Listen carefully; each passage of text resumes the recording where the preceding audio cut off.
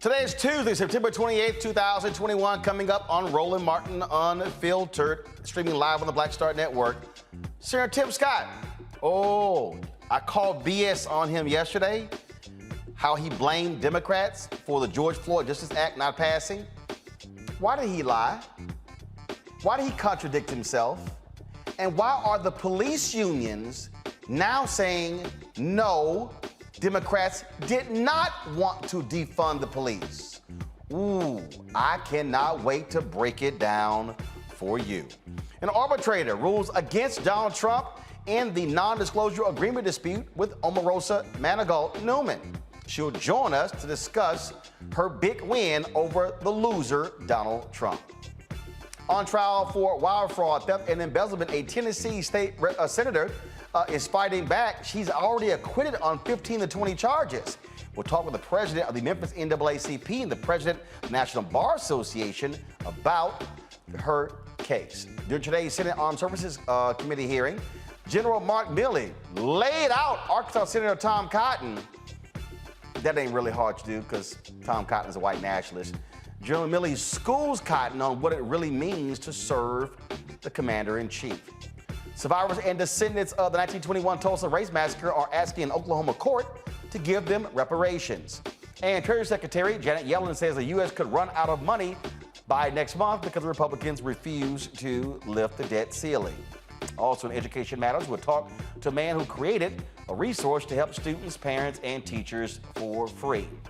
And today's craziest white person doesn't have a job because he refused to deliver FedEx packages to people who supported President Joe Biden, Vice President Kamala Harris, or even Black Lives Matter. Folks, it is time to bring the funk on Roland Martin Unfiltered, streaming live on the Black Star Network. Let's go. He's got it. Whatever the biz, he's on it. Whatever it is, he's got the scoop, the fact, the find. And when it breaks, he's right on time and it's rolling. Best believe he's knowing. Putting it down from sports to news to politics. With entertainment just for kicks, he's rolling. It's on go, roll, y'all. It's Roland Martin, yeah. Rolling with Roland now. He's funk, he's fresh, he's real, the best, you know he's Roland Martin now.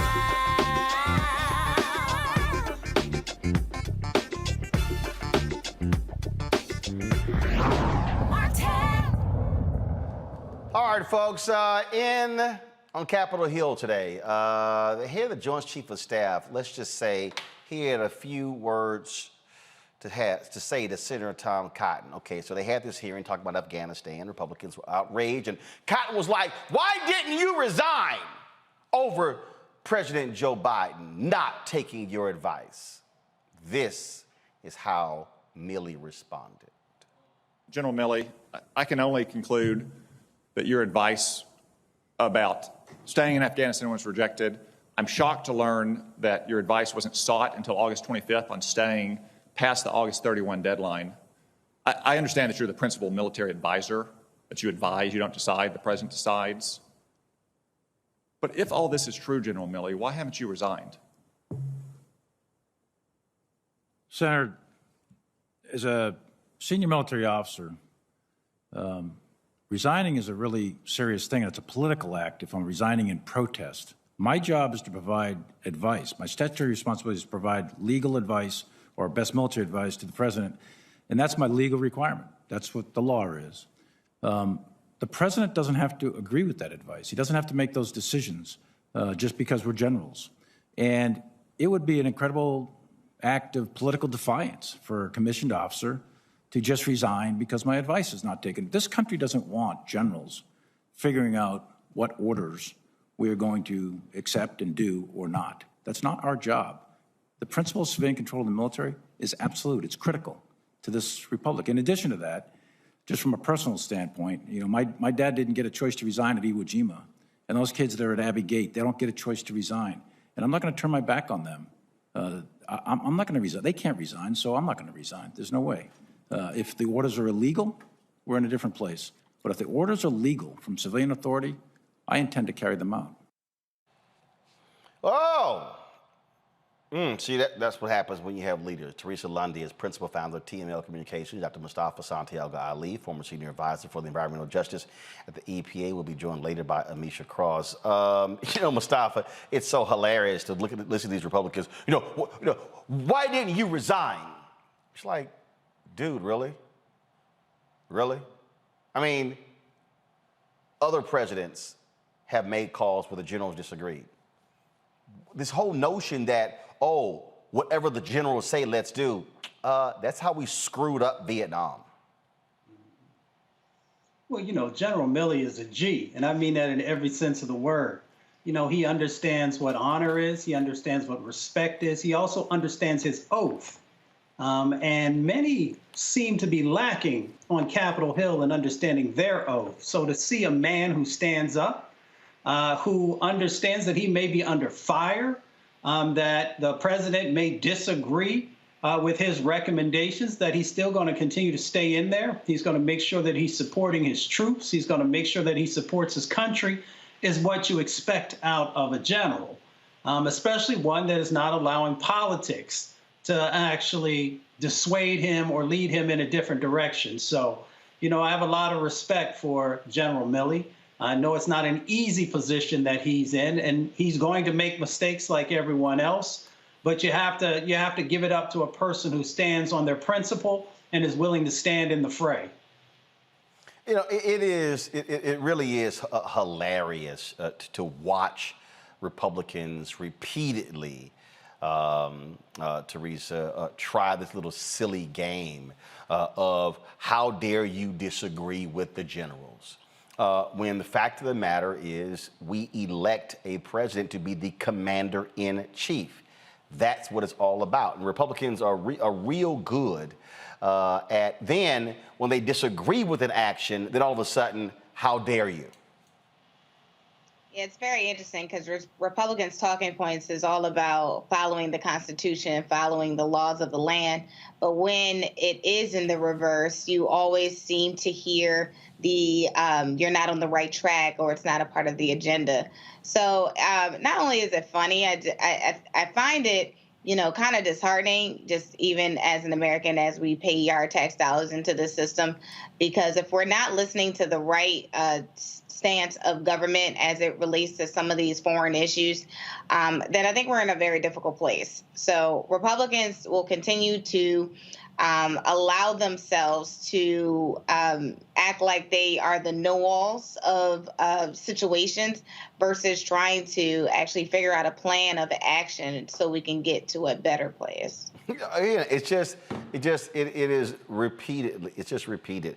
The game that they play and just how nonsensical it is. It's just like this whole issue over the debt relief. You have Treasury Secretary Janet Yellen, who says we are going to run out of money next month because of Republicans choosing not to vote to increase the debt ceiling. Now, remember, let me say this slowly, folks.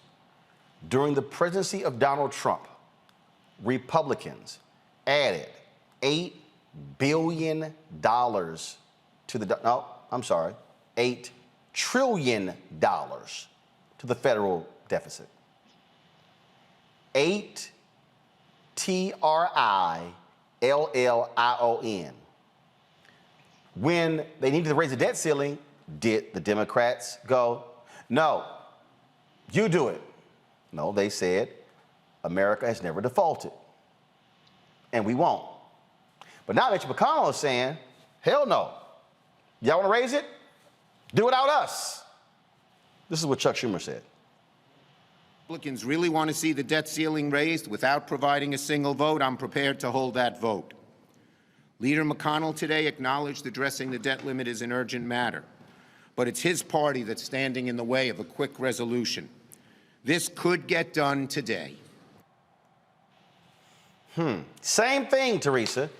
And this is what I keep saying to Democrats. Y'all trying to play by the rules. They ain't playing by rules. They playing hardball. And so if you don't respond in kind, you're going to get rolled.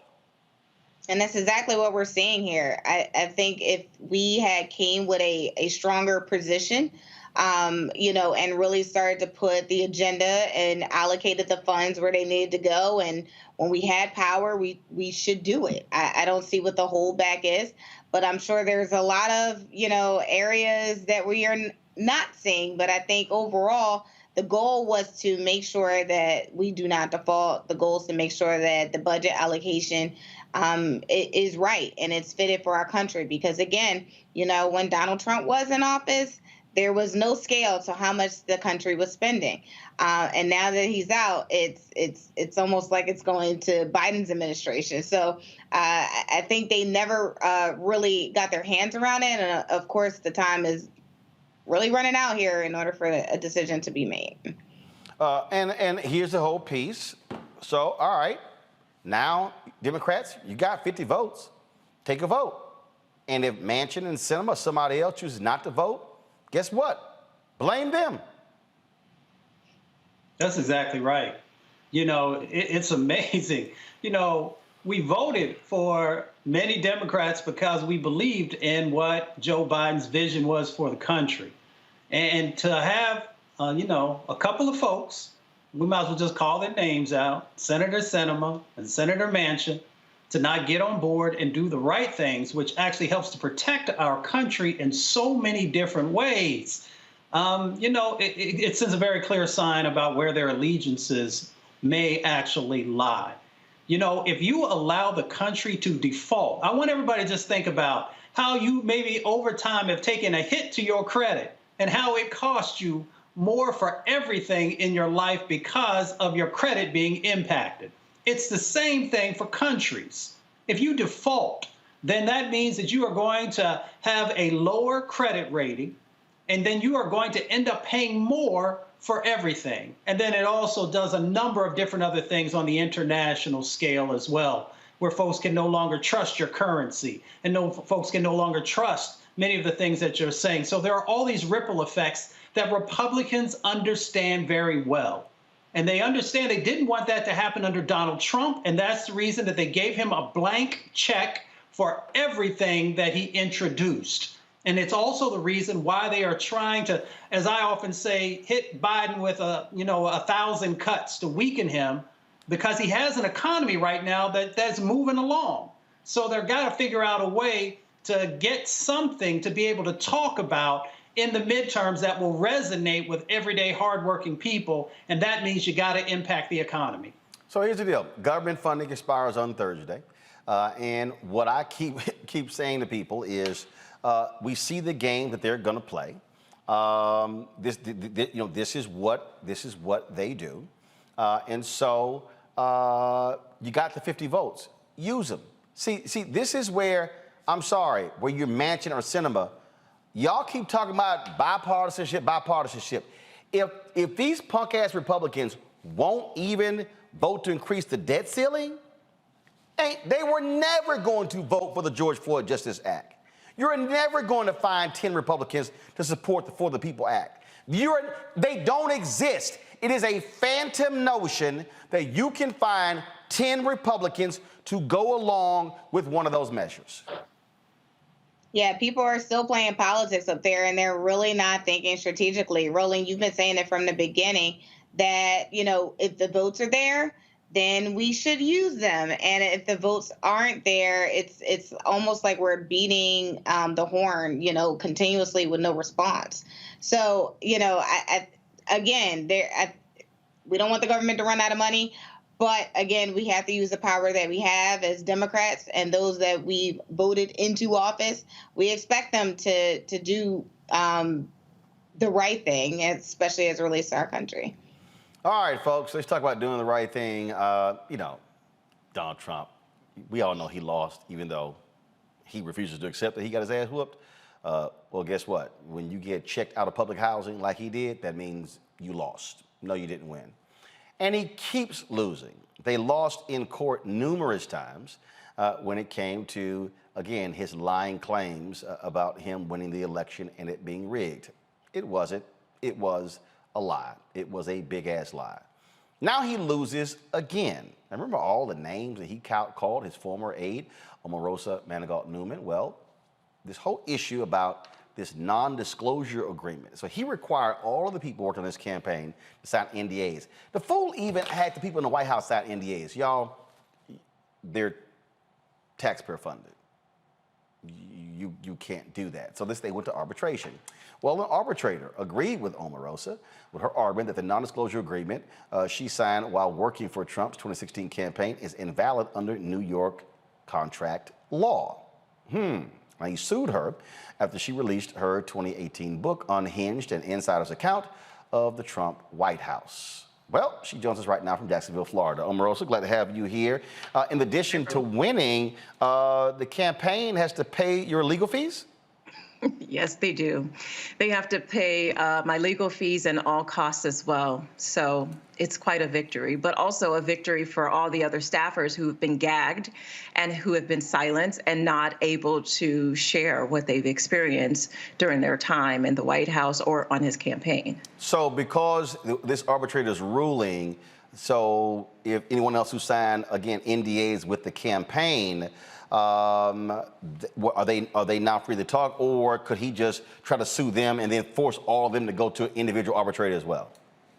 Yes, certainly. Because of this decision, which is a bit groundbreaking, it basically throws out his NDA as it relates to the campaign as well as to the White House. As you said, it's unprecedented that he had White House staffers sign NDAs, but particularly with these NDAs that he's used the same template, by the way, for years. And the arbitrator said it was just too ambiguous and too vague, and he threw it out. So anyone else who finds himself being sued by Donald Trump, like I have, will be face-to-face with him. And he has already taken an L in this area, and they probably would be victorious. So clearly his camp not particularly happy that he lost, and he called you all sorts of names after your book came out. He actually gave a statement, which I'm so glad that most of these newspapers have decided not to print the statement. He gave a statement this morning in response to the decision, and it said nothing about his loss. He only attacked me and my character and wished me great failure in my life forever. It was just bizarre. And I'm just grateful that he doesn't have Twitter, because I'm sure he would have continued with the insults and the name calling. Oh, I didn't even realize the idiot sent out a statement. He did. And so let's see here. Let's see here. The only publication that printed it was The Hill. And so, well, first of all, let's just be clear. The Hill is the Hill is a right-wing outlet. Yes. That's what they are. And the guy who owned it, he was trying to do deals with them. So let's just be real clear in terms of what they are. They are indeed in Oregon. And you're right. I mean, he's pissed off that he doesn't have Twitter to attack people, and then the press breathlessly reports everything that he says, aiding and abetting whatever he wants to do. Well, I think the biggest, injury to his followers is this was the campaign that sued me. So all of those individuals giving donations to Donald Trump and going out to his rally and buying all of his items to support his funding, the money to reimburse my attorney for my legal fees and all my costs, which is well into the seven figures, are going to come from those low-dollar donors who have supported Donald Trump. And he continues this grift. He continues to take from these followers, acting as if he's going to support them or try to improve their lives. Instead, he's just utilizing it to fund all of these frivolous lawsuits. And so the sad part is all of that money that he's about to pay me is coming from his supporters and from donors who've tried to, further his political career. And that's really what that whole thing, a grift is. And they're just funding his sheer stupidity. And I said it, and I don't care. If you're a MAGA person giving money to Donald Trump, you're stupid as well, because this dude is playing you like he played folks from day one. Yes, but I have one more lawsuit left. Donald Trump utilized the Justice Department to go after me in another unprecedented lawsuit. So I'm still facing legal situation with him. He decided to sue me for a document that I attempted to file. Of course, he blocked me from filing and then sued me. And under this particular act, only 2 people in the history of the act in 20 years have been brought up, and the largest fee that they've ever seen has been about $1,500. Donald Trump has asked that they fine me $60,000 for a late form, essentially, which would equate to about a $25 fine. But again, he is utilizing the government to go after his political rivals. And so hopefully very soon, the Justice Department will make a ruling about that frivolous lawsuit as well. And obviously, what is amazing is that what he did in that case, just sheer silence from Republicans who clearly had no problem with him using the authority of the Justice Department to attack people he didn't like. Yeah, you know, there's so many lawsuits that he filed while president, and he asked the AG at that time to go after all of the individuals who decided to speak out, to shine some light on the wrongdoing, who decided to be a whistleblower. And so, yes, he used Justice Department attorneys, he used Justice Department resources, and it's unprecedented. So I'm expecting that that decision will come in the next couple of months. And then once that's done, I can focus on my future, focus on law school, and continue the work that I'm doing here in Jacksonville. So do you, so I'll ask you the last question here. Obviously, he's holding his rallies. Do you think that he definitely plans on running in 2024? Well, that's if his health holds up. I mean, Donald Trump has had problems with his health for years. He, even in the White House, hid, some of the heart conditions that he had and heart issues. The doctors never told the truth about those issues. And I think that the stress and the strain of being on a political campaign, on a presidential campaign, can really wear on him. I think he desires to, but I don't know that he has the health or even the mental agility to do it again. And Roland, I just want to quickly shout out my legal team was made up of 4 people, 3 of which were African Americans. So Joey Jackson, who I know you know, Jay Wendell Gordon, and Erica Jackson, who is also a Southern University graduate, HBCU grad, and then of course John Phillips out of Jacksonville. So I had a great team, but predominantly African American teams that defeated Donald Trump in this arbitration. All right. Omarosa, we appreciate it. Thanks a lot. Thanks, Roland. Bye-bye. All right, take care. Let's bring in my panel here. Amisha Cross joins us right now, Teresa Lundy and Mustafa Santiago Ali. Amisha, there's nothing better than seeing Donald Trump keep taking L's. I absolutely agree, Roland. I think that there was an assumption, at least from Trump camp, that once he left presidential office, a lot of his wrongdoings and misgivings would be swept under the rug, that he had beaten a lot of the things that he was accused of. And thus far, we're just not seeing that happen. It gets deeper and deeper every single day. He's not able to run away from the tragic misgivings and the idea that he was going to steal the election, the workings he did around that, the illegal things that he did at the head of the Trump organization. There's so much when it comes to chickens coming home to roost for Donald Trump that this is just the beginning of what I think will be a very long process of unraveling for the former president.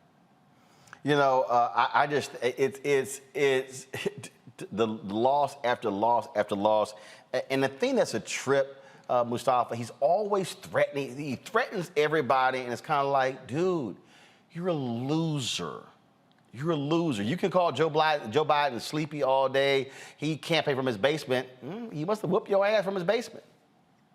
Yeah, it's amazing. Donald Trump is like an old journeyman boxer who just keeps getting hit in the head and in the gut and keeps wanting to go forward, thinking that one day he could be champ. Well, you can't be champ when you keep getting all these L's. I'm sorry, this is not a Rocky movie. And, Donald Trump is used to being a bully. He's used to beating up on people who he thinks doesn't have power.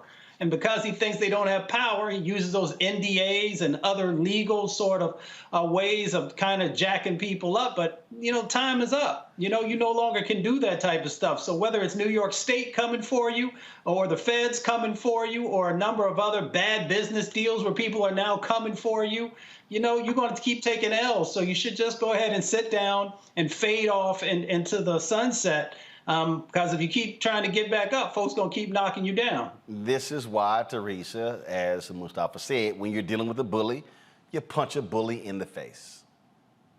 Yeah, and I think, you know, Omarosa's account of her history and the many others that written books and has done talks about their what's going on in the White House under Trump.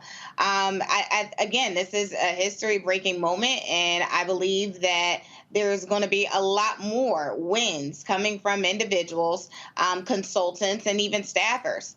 And I do think it's a win for everyone else. I mean, because those who have worked on political campaigns know that there is a lot of stress. There is a lot of inside moves that sometimes you can talk about and sometimes you can't. And so you just really have to make those strategic decisions with the candidate that you ultimately choose. So it is what it is. I think Donald Trump probably needs to find a new law firm, or maybe he should just stop trying to sue people since it's not looking good. Keep bullying folks, then you're going to get your behind whooped. All right, y'all got to go to break. We come back on Roland Martin Unfiltered. We'll talk about a case out of Tennessee where feds are going after a state senator there. They hit her with 20 charges, 15 have now been thrown out. We'll talk about that with the head of the National Bar Association and the head of the Memphis NAACP. Also, Senator Tim Scott, he was quite busy on the Sunday shows, blasting Democrats for walking away from the table and not negotiating fairly and trying to defund the police. So why are two major police unions saying that's a lie? And also, y'all remember what I told y'all yesterday when Tim Scott was making a point about how Democrats wanted to withhold funds, so therefore he called that defund the police. Why did he say the exact same thing a year ago? Yes, I'll be exposing the lying hypocrisy of South Carolina Senator Tim Scott on Roland Martin Unfiltered and the Black Star Network after this break. I believe that people our age have lost the ability to focus the discipline on the art of organizing. The challenges, there's so many of them and they're complex, and we need to be moving to address them. But I'm able to say, watch out, Tiffany, I know this road. That is so freaking dope.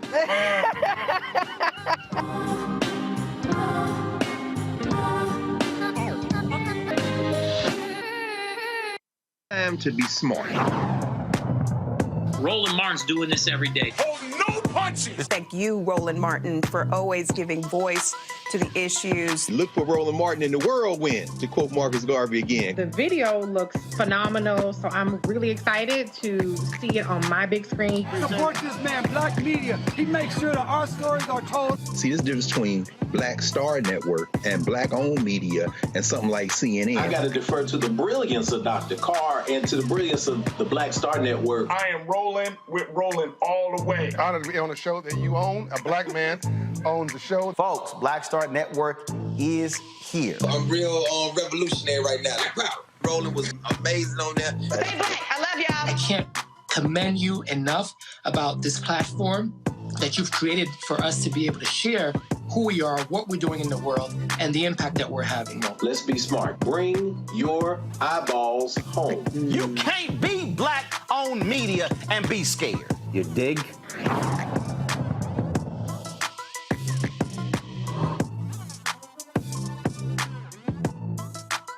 Hey, I'm Amber Stevens-West. Yo, what up, y'all? This is Jay Ellis, and you're watching Roland Martin Unfiltered.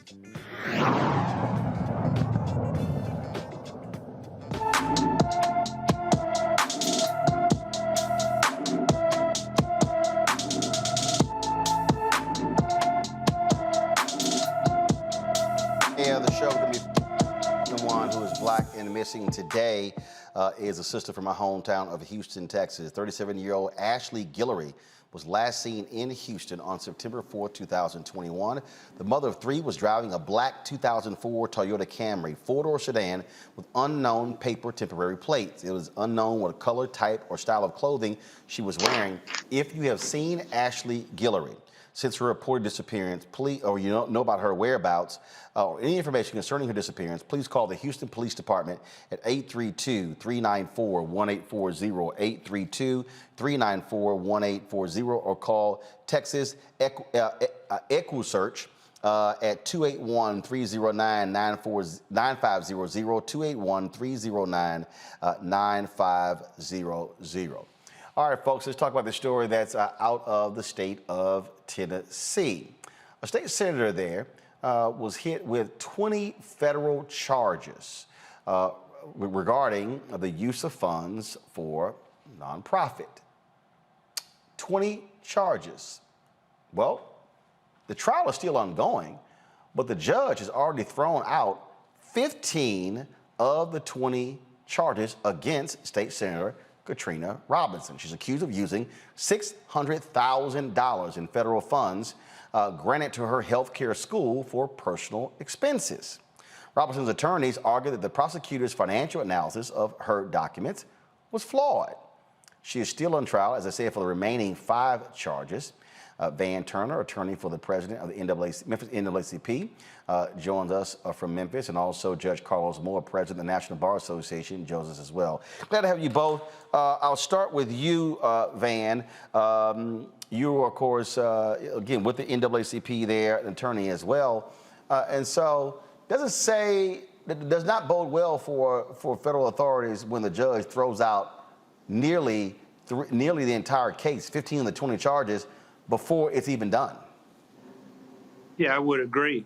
And so a large part of, as you stated, the claims have been thrown out. What was, say, a figure of $600,000 that they say was defrauded and unlawfully taken has now dwindled down to, I think, less than about $5,000. And so I was actually in court for a little bit today. But, we still have those 5 claims to deal with. And I think a lot of those claims deal with reporting and not necessarily fraud. So these are sort of civil claims and not criminal claims. And so hopefully the jury will kind of sift through all of what's going on.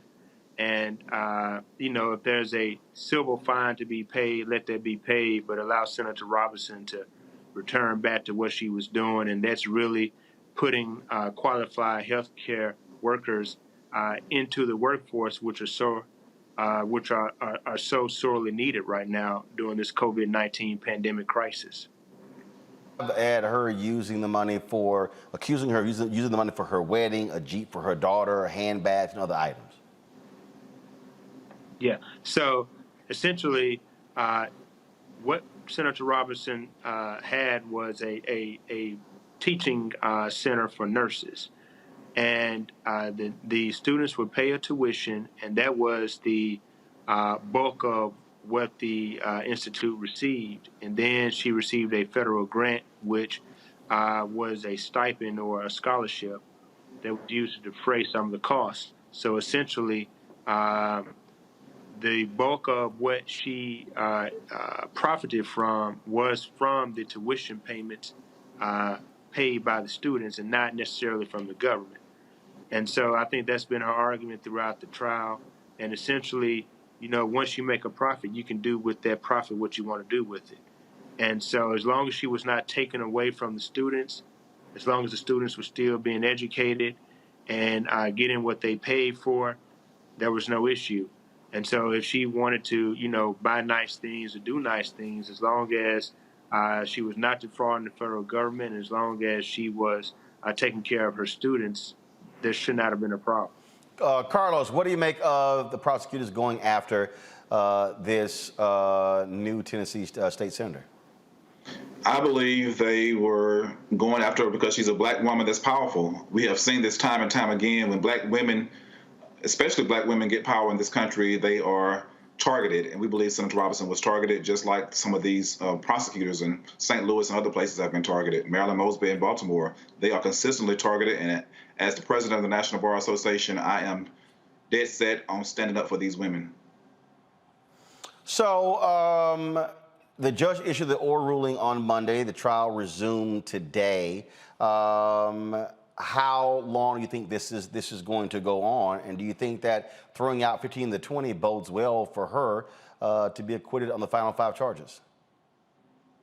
Yeah, it's hard to tell. You can't read the minds of a jury. I'm sure Attorney Moore would tell you when you start trying to read the minds of jurors, you always can mess up. However, I think this is a good sign for Senator Robinson. She has a very good legal team that's working with her. And essentially, the state has, the federal government has rested. And so today was the first day that Senator Robinson took the stand. So the defense is now presenting its case in chief. And so, Roland, what you had was after the state presented their case, it took about a week. The defendants or the representatives of Senator Robinson moved for a directed verdict to say the state has not proven their case, and they moved for acquittal on all 20 counts. Judge Lippman, who is the federal judge here, sided with Senator Robinson and dismissed or acquitted her of the 15 charges out of the 20 charges. So the 5 charges still remain. And so Senator Robinson again took the stand. Today was the first day of her taking the stand to defend against those 5 counts. And at the end of the day, the dismissal or the acquittal of those 15 counts reduced that amount of money in contention from $600,000 down to, close to probably around $5,000 or so. So that was a huge move by the judge, unprecedented actually. And I think that probably ends up boding very well for Senator Robinson and her defense. Carlos, final comment.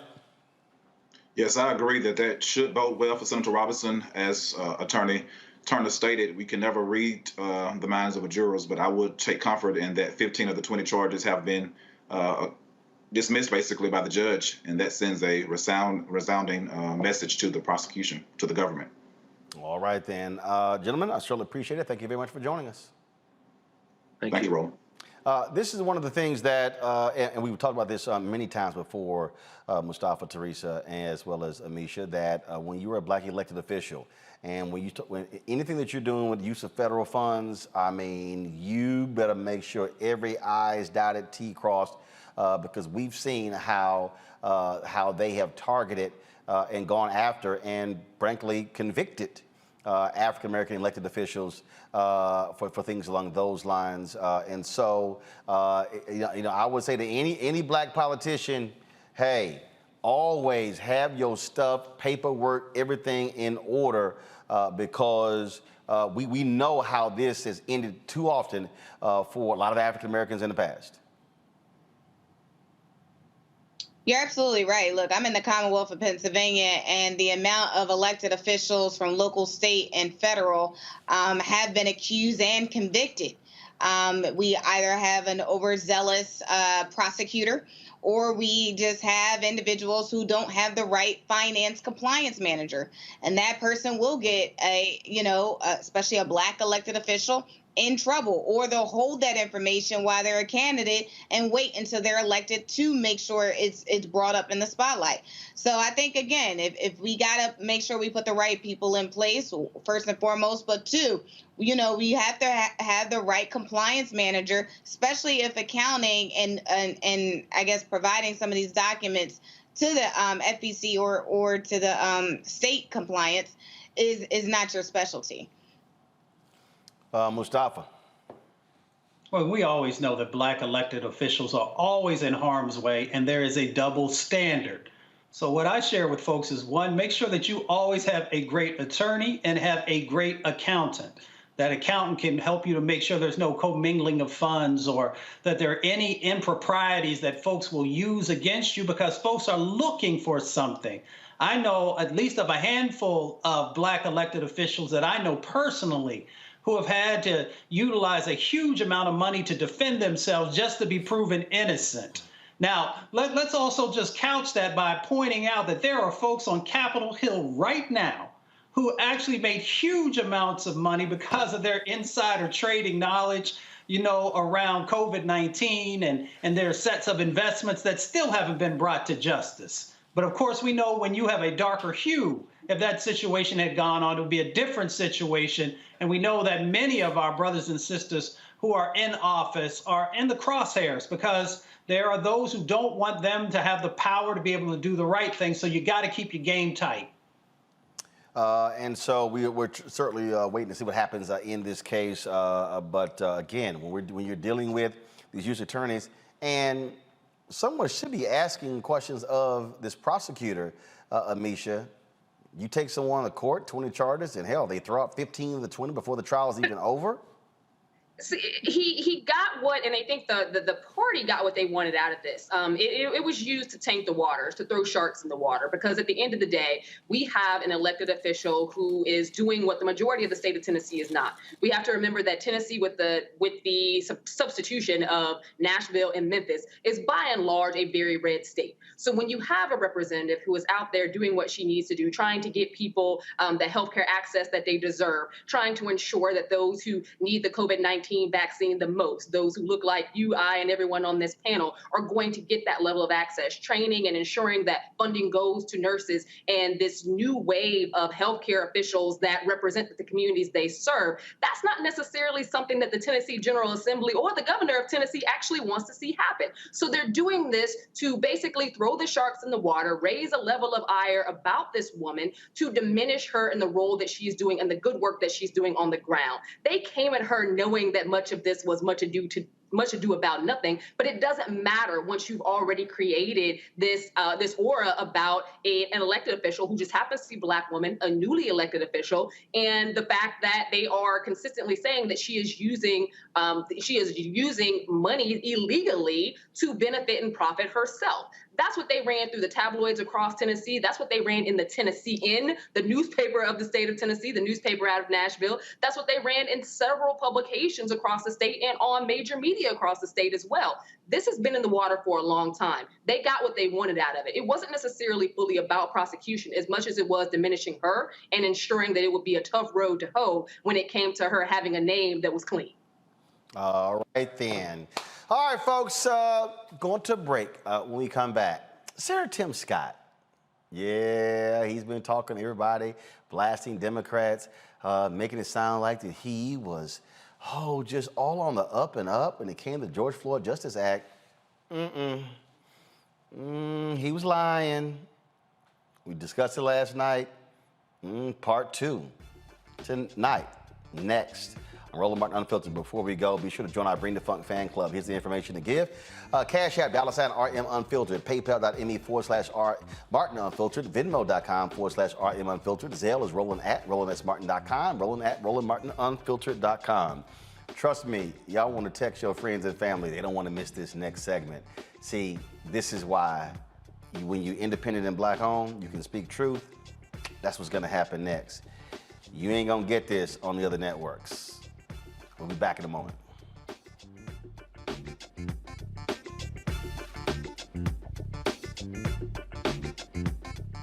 White supremacy ain't just about hurting Black folk. Right. We got to deal with it. It's injustice. It's wrong.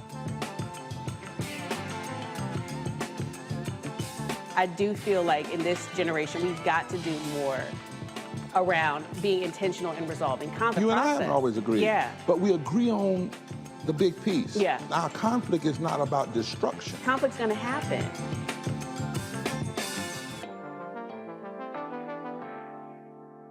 It's time to be smart.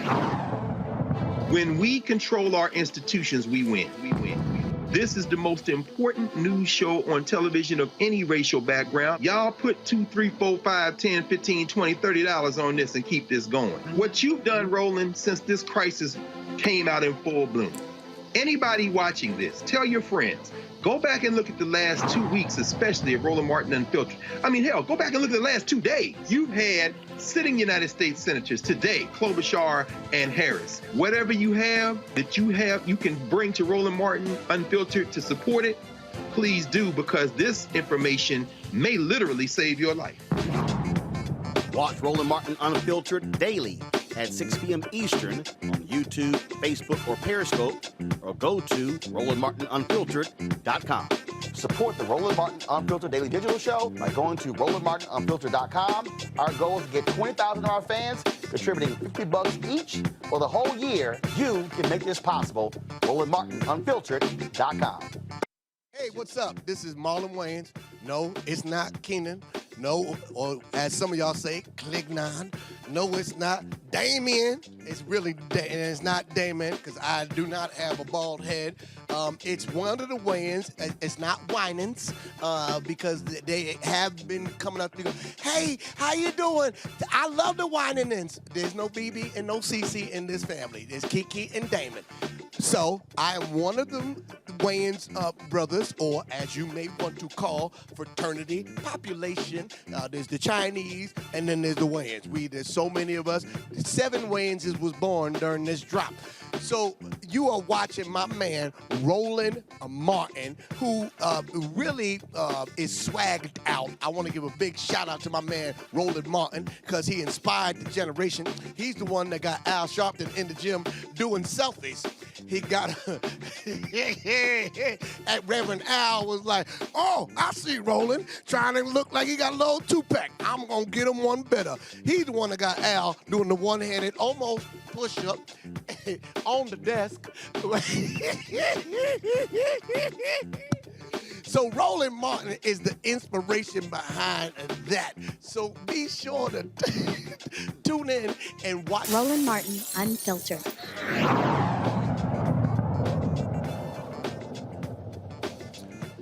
All right, fam, the George Floyd Justice Act is dead because Senator Tim Scott, Senator Cory Booker, as well as Congresswoman Karen Bass, they couldn't come to an agreement. Scott spent lots of time on the Sunday shows, Fox News, Face the Nation, blasting Democrats saying it's their fault. They walked away. So here's what he said on Face the Nation, talking to Margaret Brennan. He was talking about who caused the problem. Who caused the problem? And it was interesting because we played this 2-minute clip yesterday. And the reason I thought it was very interesting as he was talking to them, because he was real clear. It was they were sitting here and they were trying to defund the police and they were just wrong and how dare they, and it was their fault. And then it was Senator Cory Booker. They walked away from the table twice. I mean, he was saying all of those things. Really? Is that what really happened? So here's what we played yesterday. I want you to watch this, but I want you to listen. Okay? Listen to this. Cory Booker, who was your partner in this. Yes. I mean, this started under the Trump administration, it continued under the Biden administration. Exactly.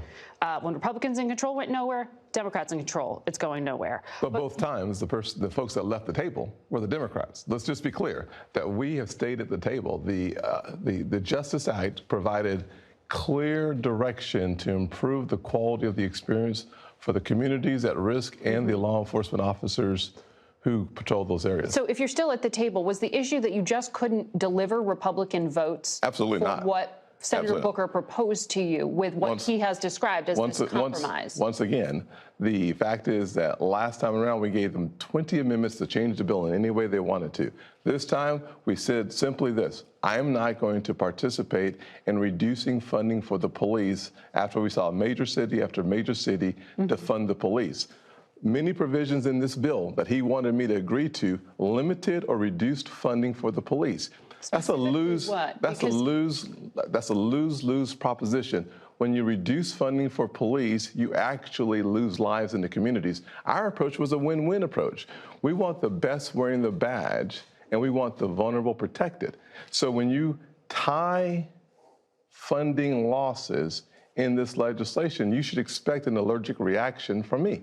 But they would say, and Senator Booker's team has said publicly in interviews he's done, that there wasn't a net loss of funding. In fact, there was funding being increased in terms of increased mental health funding specifically, that there were specific programs for recruitment and training funding increases, body-worn camera funding increases, data collection. Yes. So that's not cutting funding. It's might be allocating it in different ways. Actually, here's what we know. We have about $1 billion in grant money that goes to police. When you start saying in order to receive those dollars, you must do A, B, and C, and if you don't do A, B, and C, you literally lose eligibility for the two major pots of money, the burn grants and the COP grants. When you tell local law enforcement agencies that you are ineligible for money, that's defunding the police. There's no way to spin that. You can spin it by saying— But this would codify the Trump executive orders. Let me finish. The Trump executive order I actually agreed to. What I did not agree to was the cuts that come from non-compliance. Okay. So he said, I did not agree to the cuts of non-compliance. But did he remember what came out of his mouth a year ago when he was talking to Judy Woodruff on PBS? Roll it. Thank you so much for joining us. I want to ask you first about some of the Democrats' reaction. They are saying, yes, this is a move in the right direction, but the Senate Minority Leader Chuck Schumer said today that it doesn't rise to the moment. We heard House Speaker Nancy Pelosi say it's inadequate. Do you think you will be able to get enough Democratic votes to get this to a debate and a vote on the Senate floor? Well, if we do not, then they'll have to explain to the families that I met with yesterday at the White House and the families that I met with yesterday in my office on why we're not willing to take seriously some of the changes that are important to those families who've lost loved ones because of the police interaction. This bill, modeled after much of the House bill, is an important step in the right direction. It also includes the focus of the president and the priorities in the executive order. So we have a chance to do something meaningful for the American people, especially communities of color who are losing confidence in the institutions of authority in this country. Well, Senator, as you know, Democrats are calling for an outright ban on certain measures like a chokehold or the so-called no-knock warrant. Yes. In your proposal, you are saying these things should be tied to federal funding, that if departments go ahead with them, they risk losing funding. And yet you also said today that this is something that should be debated. The chokehold should be debated for the American people to hear. So it sounds like you're open to a complete ban on a chokehold. Is that right? Well, I would say it this way. My legislation gets us to the position where if you are a law enforcement department that does not already have a ban on chokeholds, you do not have access to the federal funding. The House bill does not have the ability to actually, in my opinion, ban chokeholds. What they do is they defund states' revenue streams from the federal government. It's kind of the same thing, to be honest with you. The fact of the matter is that policing is a local government decision, not a federal decision. So I'd love to see how the Democrats thread that needle from federalism and the local department's ability to make the decisions. We do that through the refusing to give them the grant dollars. The White House, in their executive order, does the exact same thing through a certification process. So all three levers of government have the same objective. I think we get there if we keep working together, looking for a solution. So I hear a little bit Wait. He just said that if y'all don't have it in place, you can't access the federal money. He then said there's a certification process. So if y'all don't go through it, y'all don't get the money. Is that not what he criticized a year later on Face the Nation? When he said that, they trying to defund. I'm sorry, Tim. I just want to be clear. Did I hear you say this? Increases, body-worn camera funding increases, data collection. Yes. So that's not cutting funding. It's might be allocating it in different ways. Actually, Here's what we know. We have about $1 billion in grant money that goes to police. When you start saying in order to receive those dollars, you must do A, B, and C, and if you don't do A, B, and C, you literally lose eligibility for the two major pots of money, the burn grants and the COP grants. When you tell local law enforcement agencies that you are ineligible for money, that's defunding the police. Hold up, okay. I need y'all to roll that clip from Judy Woodruff back about 45 seconds. Roll it back 45 seconds, and then I want y'all to hear what Tim Scott said a year ago to Judy Woodruff. Press play. Is a defund states' revenue streams from the federal government. It's kind of the same thing, to be honest with you. The fact of the matter is that policing is a local government decision, not a federal decision. So Democrats thread that new federal funding. Enforcement Department that does not. Debated. The choke call should be debated for the American people to hear. So guys, put it on pause. Go back 30, 45 seconds. See, folks, this is what happens when you forget your last lie and then you go on TV with a new lie. He literally said to Judy Woodruff that if you do not do these things that we stipulate by the federal government, you're not going to have access to the money.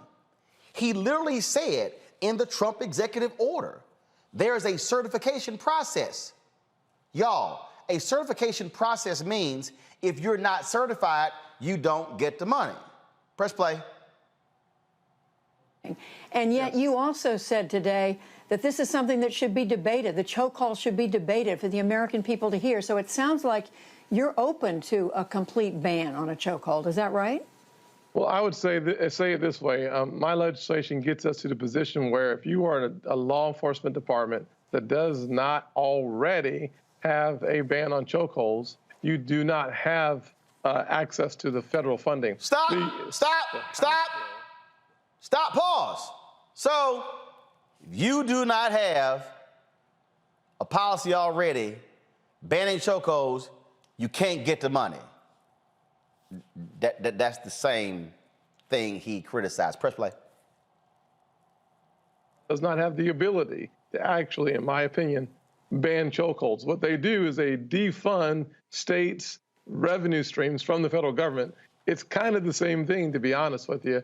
The fact of the matter is that policing is a local government decision, not a federal decision. So I'd love to see how the Democrats thread that needle from federalism and the local department's ability to make the decisions. We do that through the refusing to give them the grant dollars. The White House, in their executive order, does the exact same thing. Stop! We do that by refusing to give them the grant dollars. Is that not defund? He then says the Trump White House does the same thing with their executive order. The executive order he helped write, that he supported. Press play. Certification process. So all three levers of government have the same objective. I think we get there if we keep working together, looking for a solution. So I hear a little bit of give in your position, but let me also ask you about this concept, legal concept, qualified immunity. Stop. See, now, see, again, this is what happens when you lie. Today, this statement came out. Largest U.S. police group appears to counter Senator Tim Scott's argument that Democrats sought to defund police in reform negotiations. Two prominent police organizations, the International Association of Chiefs of Police and the Fraternal Order of Police, appeared to push back against Scott's argument in a statement Tuesday. Though the senator's name was not mentioned, quote, despite some media reports, at no point did any legislative draft propose, quote, defunding the police.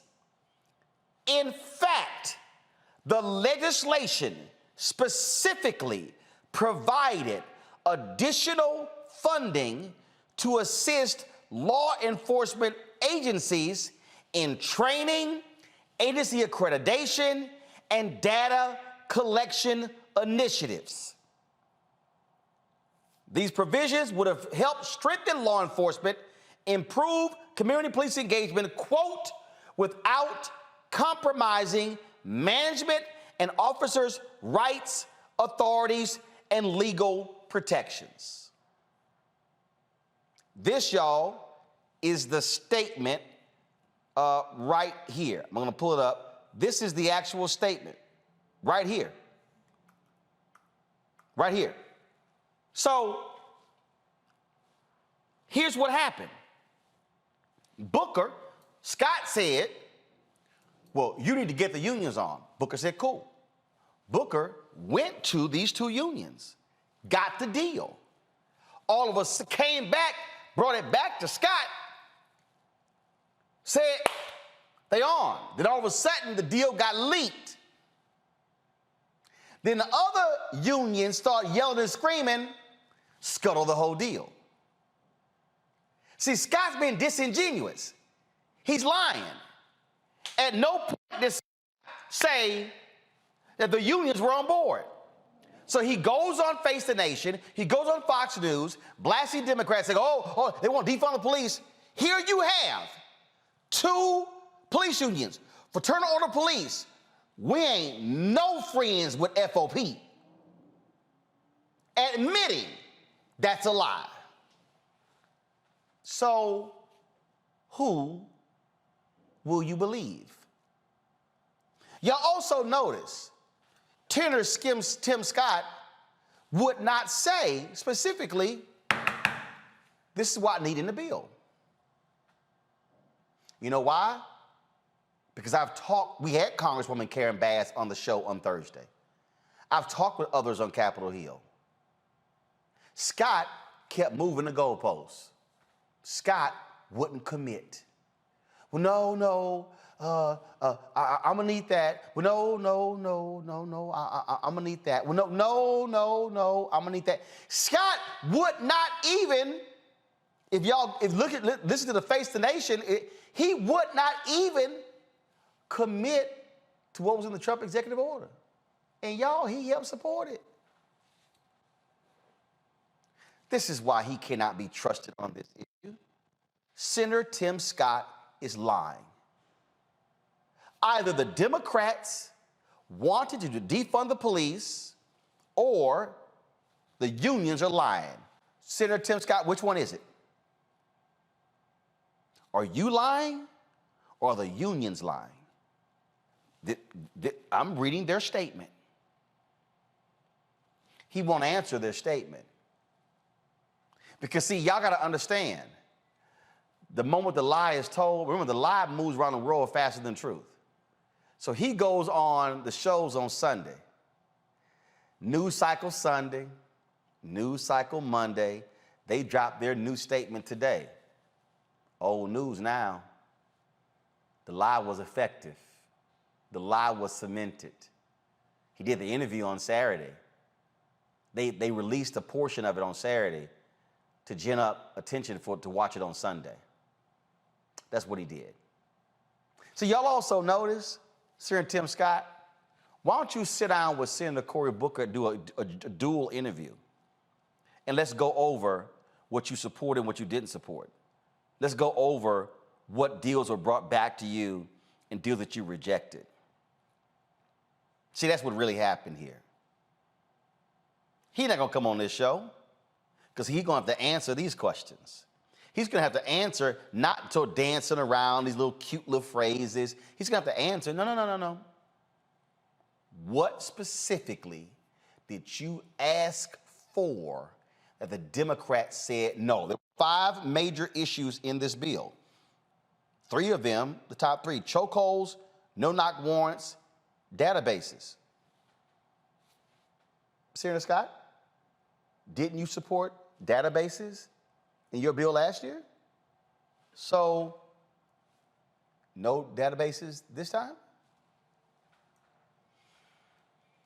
Teresa, Abisha, Mustafa, see, this is what happens when you start unpacking stuff, when you start busting folk who lie. When you start saying, but you said this, now there is no, it is a 180-degree difference of what Tim Scott said last year to Judy Woodruff on PBS to what he said to Margaret Brennan on Face the Nation on Sunday.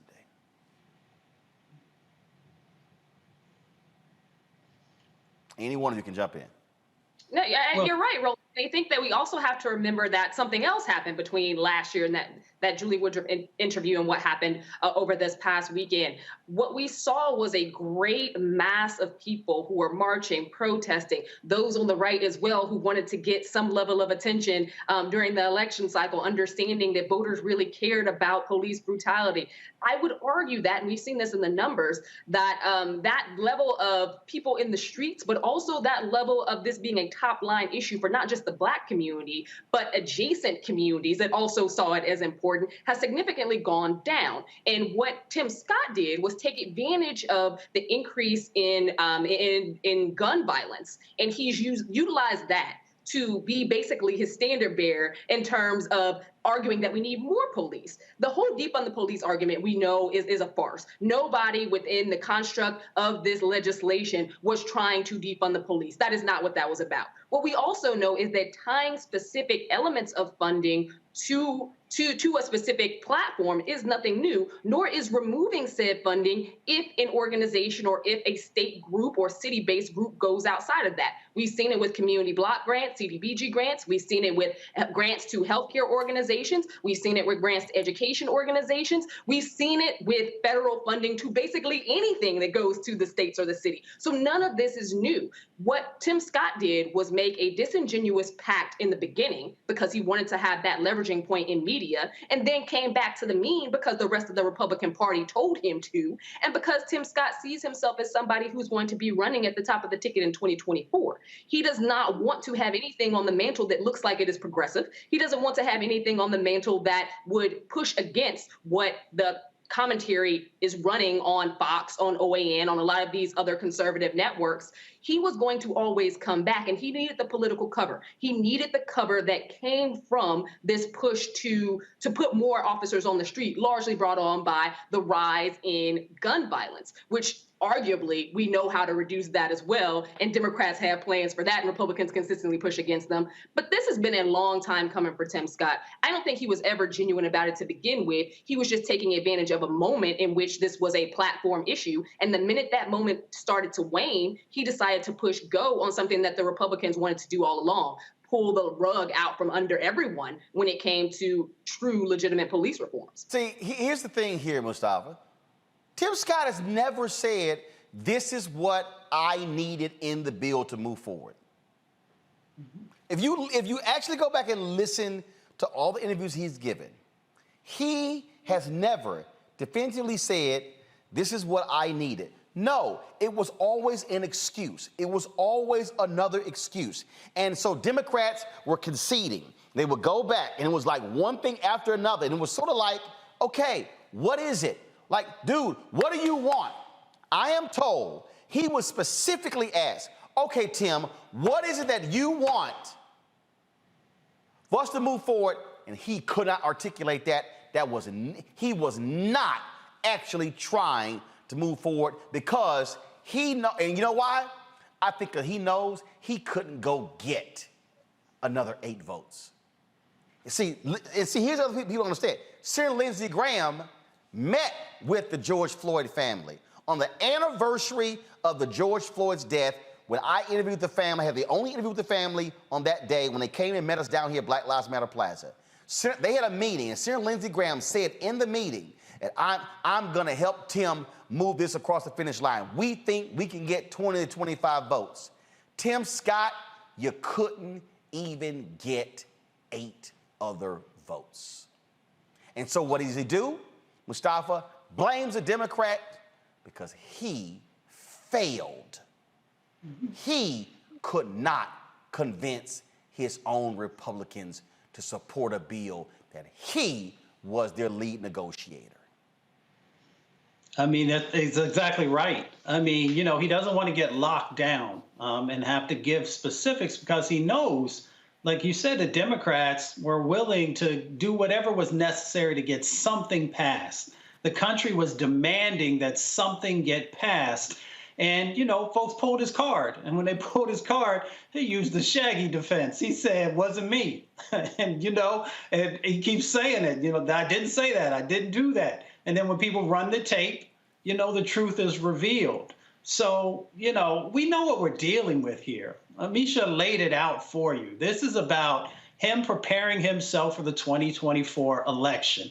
They are going to have either a woman or they are going to have a person of color. And considering when you look at the Republican Party, it gets really thin for the vice presidential slot. So he's not going to step out there. And here's the thing that makes it even worse. If what he shares with us is true about his engagements with law enforcement, he should want to do everything that he can to protect the lives of those who don't have the privilege that he has. You know, if somebody is going to pull you over and you got those license plates on the back of your car that sort of let people know who you are, we all know what's going on a daily basis for everybody else. And then when the unions don't even back up your lie, then you know you got yourself a problem. So now he's going to have to figure out how he's going to clean this up. Because if he doesn't, this will also be a drag on him as he tries to run for future leadership positions, you know, inside of their party, even though we know that Donald Trump used to be able to say and do anything and continue to reinvent the facts as he moved along. I don't think Tim Scott's going to get that same grace that they gave Donald Trump. Teresa, I broke it down last night, and as far as I'm concerned, Democrats are being too soft, too weak in going after Senator Tim Scott. If that man's going to sit there and lie, I mean, the police unions, they have completely contradicted Senator Tim Scott. Mm-hmm. I don't understand why they are not firing back and checking them left and right by saying, no, you're lying. Absolutely. I think Senator Cory Booker, you know, is our lead spokesperson on this issue as it relates to trying to get this done. And I think he can speak to some of the actions that Senator Tim Scott has delivered, which was absolutely nothing. And it's unfortunate because, again, Senator Scott has been used. Of course, we knew that he wasn't going to have the votes. I think maybe in the early stages, he probably thought, you know, I am the Republican Party's, you know, golden child. I want to say boy, but golden child. As it relates to being the only African-American GOP, you know, force when it comes to criminal justice reform and any other things that, you know, may look like a progressive lens, but unfortunately, it always stops short. I think with Senator Scott, that's what it always looks like. It stops short on getting it done. But again, it looks like the Republicans have put up at least a fight to do so. And so, again, it's just an unfortunate appeal. Democrats need to do more. Senator Cory Booker and the rest of the Democrats need to call him out. I totally agree that the time is now. We can't wait till later. We can't wait until next year. And we just have to, you know, call them out for what it is. You lied. You didn't tell the American people the truth. You had a strategic plan on how you were going to roll out your communications. And you forget that people are pulling clips from a year ago. You forget that you are pulling clips for 6 months ago because you're saying contradictory things. And people do trust the unions. People do trust the working class. And so those, you know, working people who are saying, listen, you know what? Change definitely needs to happen, and reform definitely could look a little different. I think we need to listen to them and do something different. And again, folks, so what you're dealing with here, and just so y'all know, this is literally the actual statements right here from the International Association of Chiefs of Police and the Fraternal Order of Police, and where they lay it all out, and they said point blank, at no point did any legislative draft propose defunding the police. They said there was going to be an increase in funding. Then it says, our organizations remain steadfast in working with all interested parties who are willing to take a fact-based approach to enact effective and lasting change to avoid a patchwork of state laws that do not provide uniform standards and guidance to the policing profession. The IACP and the FOP will continue to embrace the challenge, instill strong values to our agencies at all ranks, and hold ourselves accountable for our actions in order to build a more cohesive and safer future for our community. See, here's what that line, if y'all, and what I want y'all to do is, I want y'all to roll back the Judy Woodruff interview, take it back 60 seconds, because that line, because see, this is why y'all need to understand the breakdown. When they say to avoid a, first of all, fact-based approach, and then to avoid a patchwork of state laws that do not provide uniform standards and guidance to the policing profession, this is what they were referencing, because this is what Scott said 1 year ago to Judy Woodruff. Listen. Ban on a chokehold, is that right? Well, I would say it this way. My legislation gets us to the position where if you are a law enforcement department that does not already have a ban on chokeholds, you do not have access to the federal funding. The House bill does not have the ability to actually, in my opinion, ban chokeholds. What they do is they defund states' revenue streams from the federal government. It's kind of the same thing, to be honest with you. The fact of the matter is that policing is a local government decision, not a federal decision. So I'd love to see how the Democrats thread that needle from federalism. See, that's the real issue right here. Senator Tim Scott and the Republicans, their fundamental problem is that they are all about states' rights. What those segregationist Democrats were in the 50s and 60s, that's who the Republican Party is today. States' rights, states' rights. You just heard him say, oh, it's really a matter of local and states' rights. Go back to the police statement. This is what the police statement said. We're willing to take a fact-based approach to enact effective and lasting change to avoid a patchwork of state laws that do not provide uniform standards and guidance to the policing profession. So Senator Tim Scott, Amisha, Mustafa, and Teresa, is complaining about saying, oh, Democrats, y'all want federalism, federalism, federalism. Y'all want federalism. And here you have the police unions who are saying the problem is when you have different laws in South Carolina compared to Mississippi, compared to North Carolina, compared to Idaho, compared to Wyoming, compared to California. We need a, quote, they want a unified standard and guidance to the policing profession. And Scott is saying, Democrats, no, we're not gonna do that. It's not even only disparate across states, it's disparate across cities within the same state. So I think that there has to be something done that helps to not only give people faith in this system, but also to legitimize it, where you won't have chokeholds happening in one police precinct or in one city 20 minutes away from one that has already banned them, where you won't have officers that have committed atrocities towards African Americans, some of them deaf, some of them extreme cases of brutality where they nearly killed somebody, and then they just go one precinct over and get another job. I think that there's something to be said here about the reluctance of and the push that Tim Scott did, because this was a general bait and switch. And he had it in his mind. This was a part of a formula from the beginning. And he wanted to ensure that he ran the clock down. That's what all the stalls were for. That's what all the back and forth was for. He wanted to ensure that this was no longer a top of the line news story as it was in the summer, the fall, the winter of last year and the early spring of this year. He wanted to make this a waning political policy issue, because he knows that despite the elongated fact-based findings that we have reduced, the things that we've talked about on this show, the things that I've heard on other shows as well, at the end of the day, Republicans don't care about facts. They don't give a damn. And having a playback of what someone said last year versus what they said this year, Republicans are very used to this type of rhetoric because they want what they want and they will take it by any means necessary. Right now, they're running on a defund the police, anti-defund the police mantra, and they've seen gains across the country in doing so, and they think it's going to help them in midterms as well. They're not going to let that go. Again, here's the whole deal, Teresa, from a messaging standpoint, and Mustafa. If you're Democrats, you ain't got any room margin for error. You need to be out there messaging point blank saying, yo, we were ready. He failed. He was the one who couldn't deliver. And frankly, I'm sorry, and I said to Senator Cory Booker, I saw his appearances, they were weak. They were weak. It was weak sauce. I'm sorry. The man is hitting you with a sledgehammer, and you coming back, well, I'm not going to get into name calling. He was my friend. I'm going to extend him grace. Damn that. No grace.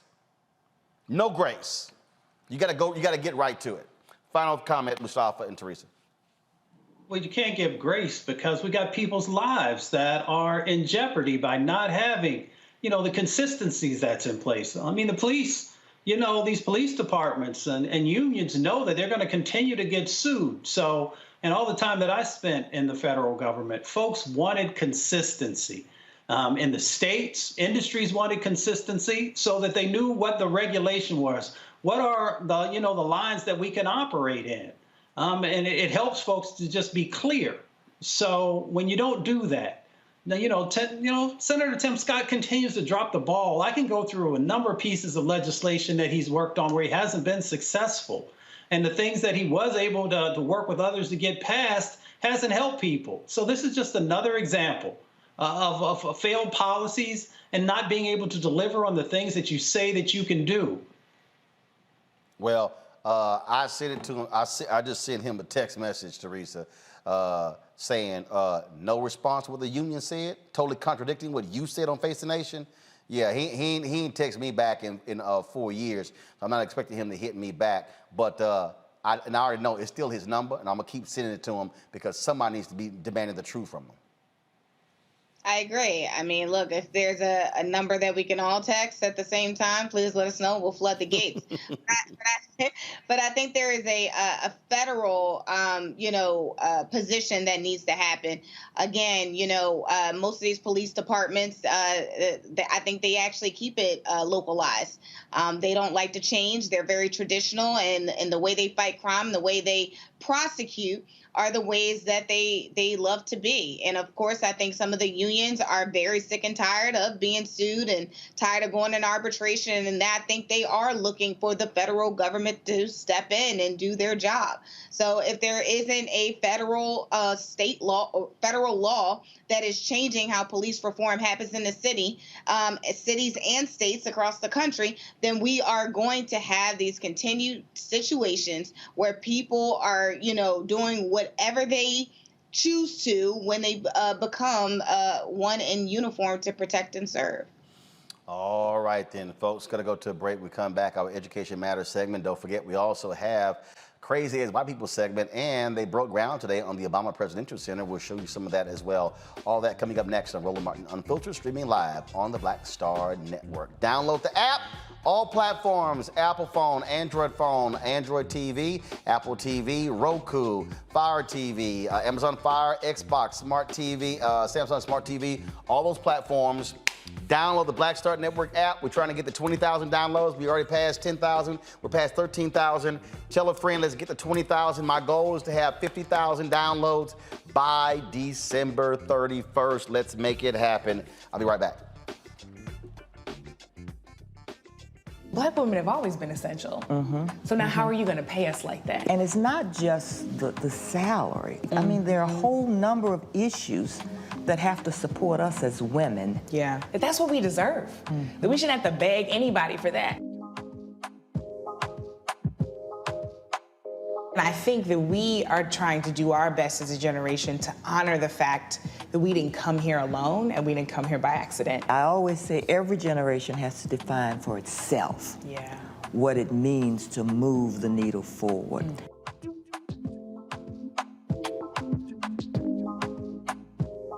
Time to be smart.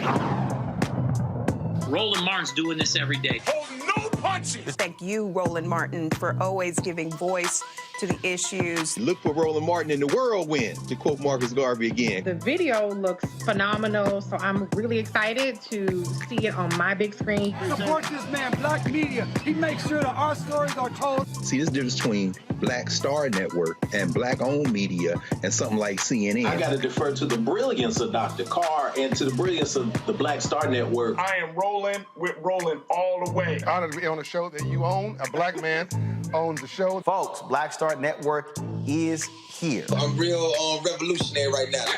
Roland was amazing on there. Stay black. I love y'all. I can't commend you enough about this platform that you've created for us to be able to share who we are, what we're doing in the world, and the impact that we're having. Let's be smart. Bring your eyeballs home. You can't be black-owned media and be scared. You dig?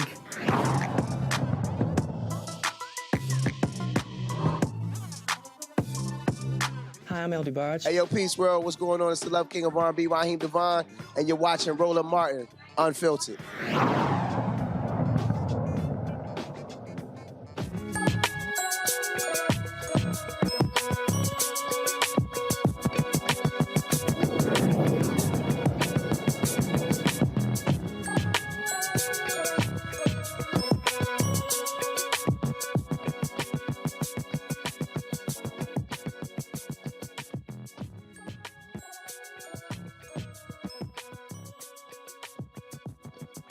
Should be back. All right, folks. Now let me break it down again. A new study shows that students of color in high poverty areas had a lower achievement rate during the 2020-2021 school year. COVID. Khan Academy is focused on offering free resources to parents and teachers to keep students on track. Here, joining us now is Sal Khan, founder of CEO of Khan Academy, out of Silicon Valley, California. All right, glad to have you here. So, COVID obviously screwed everything up. School districts were exposed. They were not ready. You had students who couldn't afford computers, didn't have Wi-Fi, didn't have pads, all this sort of stuff along those lines. And folks were very scared, students of color falling behind. That, of course, was in the spring. Then we went to the summer. We still are being impacted this fall, this fall as well. And so we're still dealing with that. And so there are parents out there who are going, look, I'm trying to want my child to compete, but this thing could literally hurt them on the back end when you talk about getting to your senior year, trying to apply for college and scholarships and grants along those lines. Absolutely. We know that even before the pandemic, we had a lot of learning loss going on. People always cite the summer slide, that in summer, not only are kids not learning for 3 months, but they're forgetting the previous 3 months. And things like summer, the history shows us, was a big source of inequity because middle class, upper middle class families put their kids into enriching academic programs, while families that don't have the resources can't do that. And so you see some divergence. And that's just over 3 months. As you just mentioned, this has gone over 18 months. And this is a situation where everything had to be at home. The digital divide just exacerbated things. And we know what the situation was pre-pandemic because of all of this learning loss. 70% of all kids who go to community college, they don't even place into college algebra. And college algebra is really 10th grade math. They have to essentially get remediation at the 6th or 7th grade level. So even though they're taking 8th grade, 9th grade, 10th grade, 11th grade math, they have to take 6th or 7th grade because they have so many gaps in their knowledge. Even kids who go to four-year institutes out here in California, 65% in the Cal State system. And we know that the numbers are even tougher for kids from historically under-resourced communities where they didn't have as many resources and all the other supports that oftentimes more affluent families might get. And everything just got worse with the pandemic for every reason you just talked about. Now, what we try to do at Khan Academy is we're trying to give the tools that either a family can leverage on their own or that a teacher could use so that they can reach every student where they are. Even before the pandemic, every teacher knows that there's 30 kids in the room, they're all in different places, but the only thing they know how to do, because it's difficult without any support, is teach to the middle. Even though you're leaving behind half the kids, and half the kids might not be fully engaged, we want to give away free tools. Everything I talk about, it's not for profit. There's no catch. It's funded by philanthropy. It's the most studied platform in the world. Hundreds of millions of folks use it. Is to, in a classroom setting, let every kid learn at their own time and pace, fill in those gaps so they have a strong foundation, move ahead, ideally accelerate. Teachers get real data to see where they can intervene. And whether or not it's happening in the classroom, families on their own can leverage Khan Academy. And not only do we have Khan Academy now, which is all free and not-for-profit, there's another effort called Schoolhouse.world, another not-for-profit funded by philanthropy, completely free, where people can get free tutoring over Zoom. So everyone's talking about tutoring. This is free tutoring, where if your child needs help, fill in those gaps or move ahead, they can get it live. And if they want to do it at their own time and pace, they can do that on Khan Academy. And so, all right, so in terms of, and I'm going to go to my questions for my panel next. So in terms of the parents sitting out there, the parents like, I don't even know where to start. Yeah, most parents don't. So first of all, don't feel bad. I think every parent always feels like everyone else has it all figured out. I'll tell you, depending on the age of your student, if you have young kids in the pre-K through roughly first or second grade, we have Khan Academy Kids. And I want to stress, this is not an advertisement for some paid product. This is funded by philanthropy. There's 50 efficacy studies. That app, which you can get on Android or on iOS on your Apple device, it covers reading, writing, social emotional learning, and mathematics. It's highly engaging. Ideally, sit down with your child and work through it with them 20 minutes a day. We have a lot of efficacy studies that it can close the gap in as little as 6 weeks, and then they can keep going. And then for math, for third grade and over, if you get your kids on Khan Academy for even 30 minutes a day, we see efficacy study after efficacy study that even 30 minutes a week is growing the kids 30% or more. But if they're able to do it on a daily basis and really make a practice out of it, we have no doubt that they're not only going to fill in the gaps that might have been formed during the pandemic, but then they're going to be one of the strongest kids in their classroom. Questions first, Teresa. Yeah, there's something else that you want parents to know that they already don't know. Things, I think it's that not the school system is doing in many cases the best it can, but it has so many things it's stretched thin.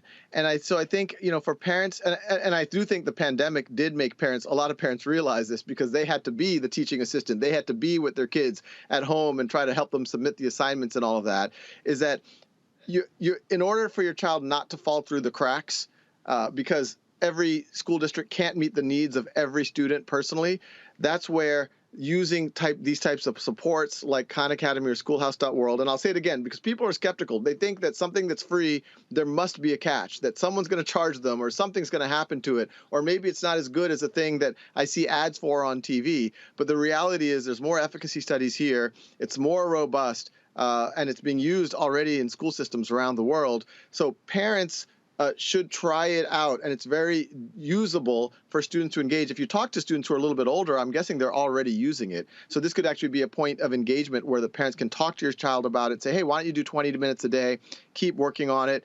Also, if parents are really up for it, to start learn on the platform themselves, it helps you engage with what your students are doing that much better. Thank you. Mustafa? Brother Khan, thank you, first of all.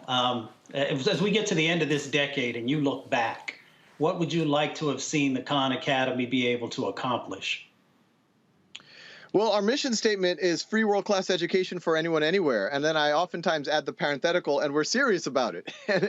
And the way that I imagine doing that is, there's kids who hopefully are going to a reasonably well-resourced school with good teachers. We want to raise the ceiling there, allow for the personalization, allow for the fact that even if kids come in with unfinished learning, they can finish that learning.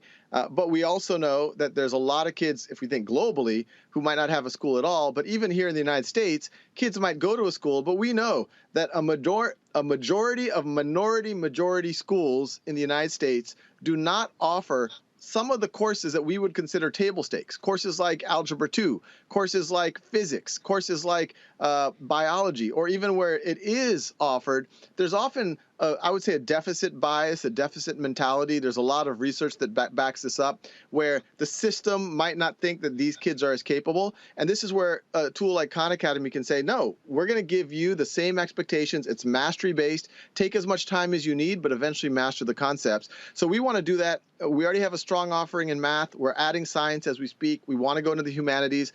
And we also want to start connecting that with actual opportunity, with actual credit. We're actually talking to Howard University right now about a college algebra course that we can bring into Title I high schools, because as we said, 70% of all kids, when they get to community college, they don't even place into college algebra, much less getting credit for it.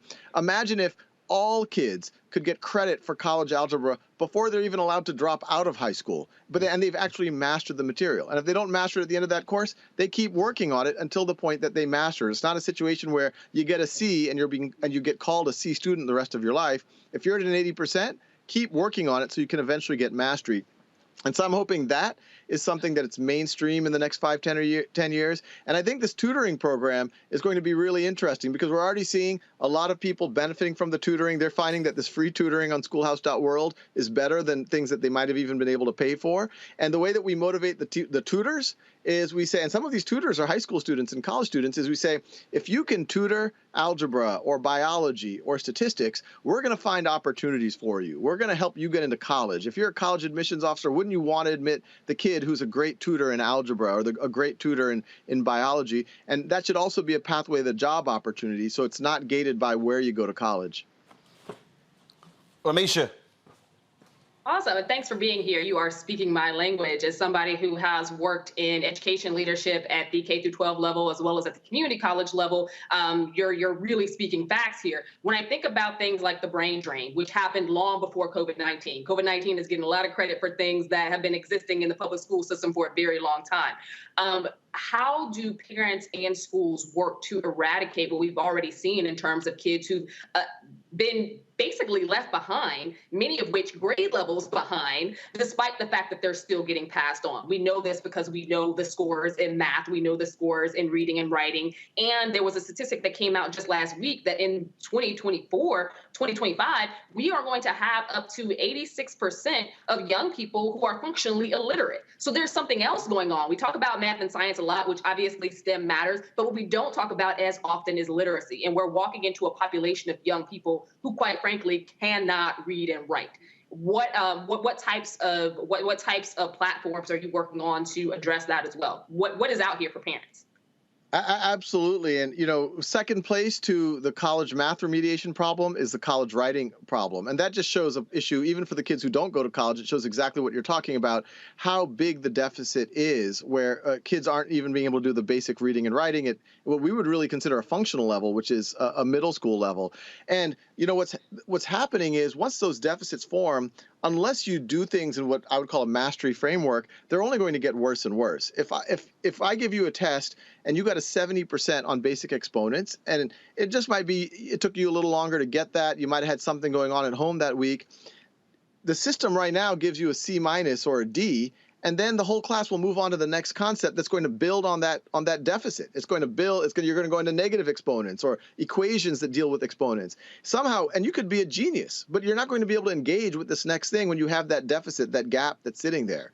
And so the solution in our minds is, instead of just continuing to go through the motions and do this factory model of education that we've had since the beginning of the Industrial Revolution, let's use some modern tools, not as a substitute for the system, but as a way to unlock the system, as a way to start reaching every student where they are. So we need to do that in math. To your point, we hope that Khan Academy, if we can get the philanthropic funding, we hope we can start on reading comprehension on the in the next couple of years. We are doing it. We are the official practice with the College Board around the SAT. And to your point about people in 2024 not being able to read or write, there's even more dystopian statistics. I remember reading a long time ago that to build prisons takes about a 10, 15-year lead time, and it correlates with fourth grade test scores. I mean, if there's nothing, that is the most dystopian thing I've ever heard in my entire life. But it tells you how important it is to get young people at a strong foundation, not just so they can engage in math, but so that their self-esteem doesn't fall apart. I started Khan Academy tutoring family members, and it started tutoring with my 12-year-old cousin at the time, back in 2004, and she was giving up on herself. And she was, quote, lucky to have me be able to do an intervention with her and deprogram a lot of what she began to think of herself. But a lot of kids don't have that. So we have to think about how are the supports to fill in those gaps, make sure their self-esteem doesn't crumble, make sure that they're able to connect with other people and have a strong foundation. All right, then. Again, Sal, where can people go to get more information about Khan Academy? Great. Just people check out khanacademy.org. I encourage people to check out schoolhouse.world as well. These are related, not-for-profits. And once again, some people sometimes think that we're trying to sell something, but this is free, funded by philanthropy, and it's the most recognized and studied platform in the world. So I just want to make sure people know that it exists for their children. All right. Sure, appreciate it. Thanks a lot. Thank you. All right, folks. Today in Chicago, they broke ground on the Obama Presidential Center, slated to open in 2022. Here's some of what took place. It's been a long time coming. We had originally hoped to hold a bigger festive event, but the pandemic had other plans. So we're keeping this small for now. But to everyone who is watching, including so many who were part of my administration, so many who've worked tirelessly to make this day possible, please know how incredibly grateful I am and how much I am looking forward to celebrating with all of you in person as soon as we can. For us, the Obama Presidential Center means a lot more than just creating a space to house memories from our 8 years in the White House. This investment, this substantial investment in the South Side, will help make the neighborhood where we call home a destination for the entire world. They will be breaking ground. They're breaking ground today. It will open a year from now. It's not a typical presidential library. It's called a presidential center.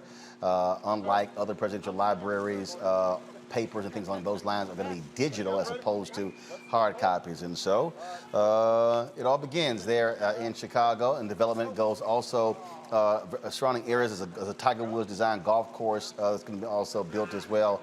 Been a lot of drama over this presidential center, where a lot of community groups have been saying that that they have not been good community partners, but those lawsuits are beaten back. So there you go. All right, folks. You know what time it is. No charcoal grills are allowed. Not I'm white. I got you, Carl. Yeah, illegally selling water without a permit On my property. Whoa! Hey! Give us your right. You don't live here. I'm uncomfortable. Well, Vincent Paterno, y'all, worked for FedEx, delivery driver, and he was so arrogant that he posted a video on TikTok saying, if you supported President Joe Biden, Vice President Kamala Harris, Black Lives Matter, I ain't delivering your package in Seattle. Watch this. What's up, TikTok? Just wanted to come on here and let all you know, if you don't have a flag in front of your house, and if you have a Joe Biden, Kamala fucking camel toe posted up in front of your house, Black Lives Matter, I will not deliver your shit. I will not deliver your shit. I will bring that back to the station. And I will keep doing that shit. Have a good day. So what happened was, y'all seen this guy named Michael Mack. He's a white director. He, of course, got a hold of this. He has been very successful at outing a bunch of other people. He dropped this video that caused little Mr. Vincent lose his job. Hey, did you hear about this new policy where FedEx won't deliver packages to you, packages you've paid for, based on your political beliefs? Don't take my word for it. Here's a FedEx employee. Just wanted to come on here and let all you know, if you don't have a flag in front of your house, and if you have a Joe Biden, Kamala fucking camel toe posted up in front of your house, Black Lives Matter, I will not deliver your shit. I will not deliver your shit. I will bring that back to the station. And I'll keep doing that shit. Really? If you even get a whiff that I sport Biden or Black Lives Matter, or maybe even a pride flag, you won't deliver my package. This is a FedEx policy. I assume it must be a FedEx policy. You're in the uniform making these statements, because if this isn't a policy that FedEx has, this is a really odd way to quit your job. Vincent, Mr. Worldwide Paterno of Oak Harbor, Washington. But maybe the goal of this is to quit your job. I don't know that you're necessarily that happy working at FedEx. I mean, after all, your Facebook tells everyone you've been self-employed since 2016. And I'm pretty sure you don't own FedEx. So we can go ahead and let FedEx know how you feel. Maybe also the people in your neighborhood or in your life that know you can also know. in case they didn't already. I'm going to help you get your message out there, Vincent. I really like this guy, Michael Mack. We got to get him on the show, y'all, because he's done this a number of times, Amisha, where he's done these videos outing white supremacists and others, and then huge following of his on TikTok and social media as well. And he actually engaged in a back and forth with this guy, and he said, "Yeah, you got a few followers, but I've got more." Vincent no longer has a job. As he shouldn't. Roland, watching that, this is not only a very bold, indignant, and ignorant man, but he was bold enough to record this, put it on one of the largest platforms he possibly could, go against everything that he basically signed up to do as a FedEx employee. You can't decide who you're going to drop off packages to and who you're not based on political affiliation, religious affiliation, race, or anything else. You are paid to do a service, so you do said service. But he did it. His name was revealed. His face was out there. There was a time when people were ignorant behind avatars and all types of other things, used false names. This guy clearly didn't care. Graduated high school in 1999, according to that Facebook profile. The self-employed probably means was unemployed up until he had that FedEx position. He did all of this and is now going to possibly be collecting a check from the government and waiting for his next situation to roll through. Okay. I'm going to show you how even more stupid he is. So Michael Mack did a second video. Okay. You want to trip? You thought that was crazy? Watch this one. Usually, when someone receives the rap on the knuckles that is one of my videos, the response is to change their tune pretty quickly, or at the very least, shut the fuck up. And then there's Vincent. Like I said, I'm not going to deliver any fucking Biden supporters nor Black Lives Matter shit. And all these people right here. Look at all this.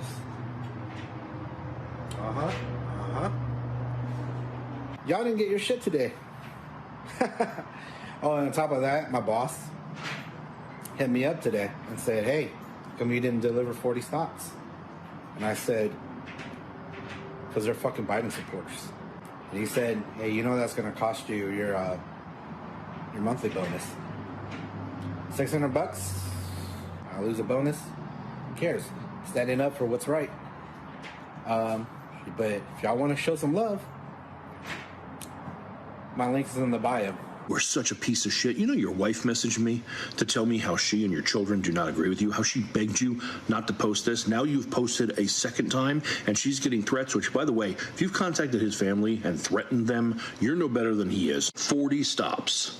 40 customers who did not receive the service that they paid for. You got that video prepared for when you lose your job? Because you are. I've already had some pretty high people in FedEx reach out to me. It's coming. And then you'll be there. "What happened, guys? Lost my job for doing the right thing. Can you help me?" No, that's not going to happen. See, the first step was your job because you're abusing your position and harming customers.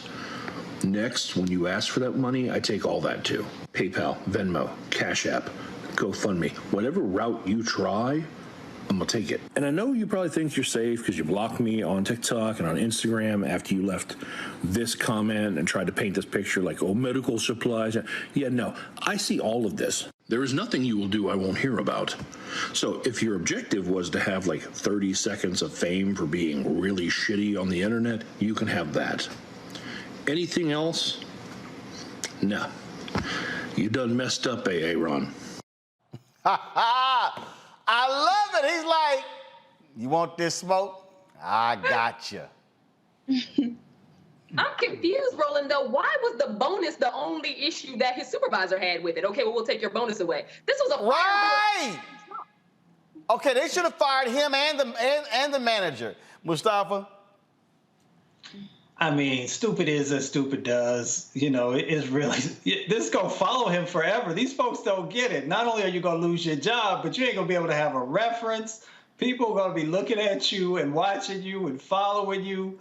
And come on, man, if you don't care about yourself, care about your family. It's just, but you know what? I also say that I appreciate people saying and showing who they truly are so you know how you got to deal with them. So, as I often say, hit them in the pockets.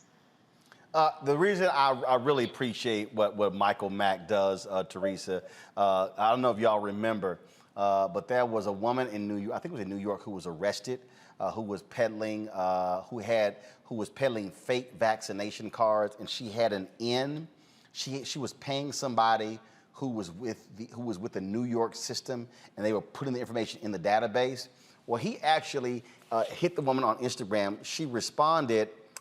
He was the one who turned her into federal authorities, and it was like 2 weeks later when they announced this big-time arrest, and that was her. So this guy's a director. Again, I would love to have him on the show, but you want to talk about white allies? This is a guy who uses his platform to go after white supremacists, to go after racists. He exposes them, and he's killing it. I started following him on Twitter. He's absolutely hilarious. I love that whole Orson Welles look and style. Yeah, my man said, I don't care, lose my job. And he's like, okay, we're going to make it happen. And I love when he said, and if you try to get money with a GoFundMe, we're going to go after every pay service to block you there too.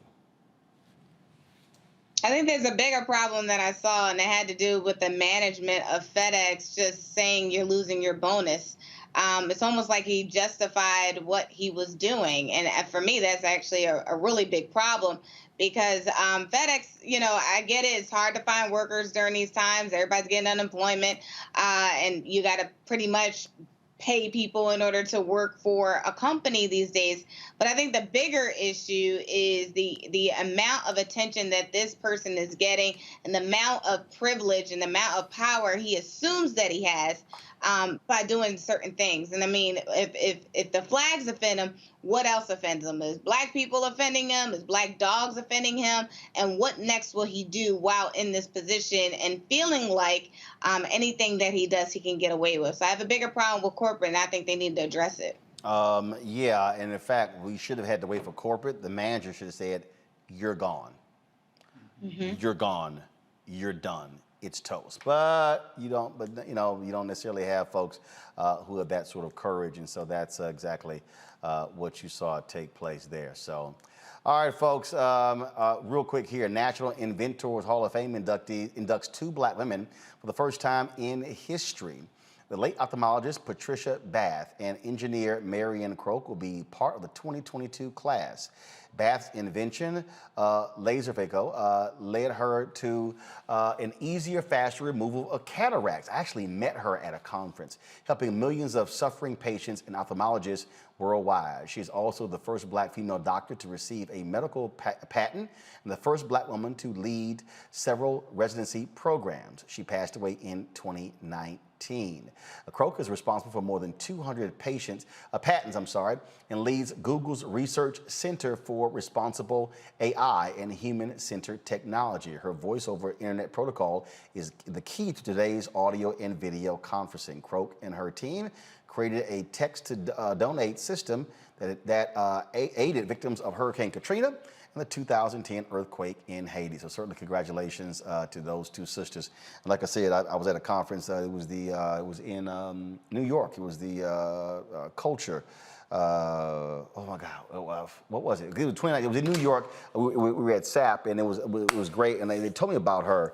And so just an amazing sister there. And so we certainly say congratulations to both of them as well. All right, folks, that's it. Mustafa, Amisha, as well as Teresa, thanks a lot. Amisha, I saw your tweet. Apparently, you're becoming a contributor at Black News Channel? Yes, sir. All right. Well, hopefully you made sure to put in there that there's a carve out. You can still do our show. Absolutely. I made them aware of that before anything was sealed. I was like, I have to be able to do Roland Martin. There you go. That's what I'm talking about. Amisha, I appreciate it. Congratulations. Thank you so very much, folks. Tomorrow, I am going to be broadcasting from University of Texas at Arlington. So I'm going to be speaking. I think this is, I'm trying to think, is this my first? Well, no, I was at Fisk University, of course, for the fellowship, but have not spoken in a speech on one of the college campus in a very long time. We're going to be at UTA tomorrow, and so looking forward to that. Let me pull up the graphic to show you. It is their 10th annual opening lecture of the Center for African American Studies, the School of Social Work and Multicultural Affairs. I'll be speaking on conditions facing African Americans in the contemporary United States. You have to register for the event in person, and so I'm going to put it on my social media accounts so you can pull the link up. You can also attend the event virtually, and we're going to grab that video as well and stream that on our platforms as well. So I'm looking forward. So if you're in the Dallas-Fort Worth area, come on out. I would love to see you. Looking forward to that. So I'm going to be on the road the next 10 days. Sunday, I'll head to Los Angeles. Going to be at the George Lopez Golf Tournament, playing there on Monday. We'll be broadcasting the show live from Lakeside Golf Club on Monday. Then, of course, we're going to be in LA next week shooting more one-on-one interviews for my new interview series on Black Start Network called Rollin' with Rollin'. Of course, that's how we're going to do it. All right, folks, that is it. Folks, if you want to support what we do, join our Bring the Funk fan club. Again, every dollar you give goes to support this show for what we do. We're building out this amazing studio. My God, we're getting there, y'all. We're getting there. I am so hopeful to be able to unveil it when I get back in studio on October 11th. Cash App is $RM Unfiltered. PayPal is paypal.me/R Martin Unfiltered. Venmo.com/RM Unfiltered. Zelle is rollin@RollinSMartin.com. Rollin@RollinMartinUnfiltered.com. And of course, download the Black Start Network app. We want to get to 20,000 downloads. Let me just double check now. I know we're past 13,000. I know that. And so we are, I'm going to give the actual number, 14,021. So we're past 14,000. So let's get on to 15,000. We want to hit 20,000 folks real soon. My goal is to hit 50,000 downloads by December 31st. So please, go pull the graphic back up, please. Go download on your Apple, on your iPhone, on your Android phone, Android TV, Roku device, Amazon Fire TV, Amazon Fire Stick, Xbox One, and the Samsung Smart TV. We're on all of those platforms. And man, cannot wait for us to keep building that. And hopefully I can soon unveil the other shows that we're going to have on Black Star Network. Folks, that is it. I appreciate all of you being with us. I will see you tomorrow from Texas. Rollin' Martin Unfiltered on the Black Star Network. Holla!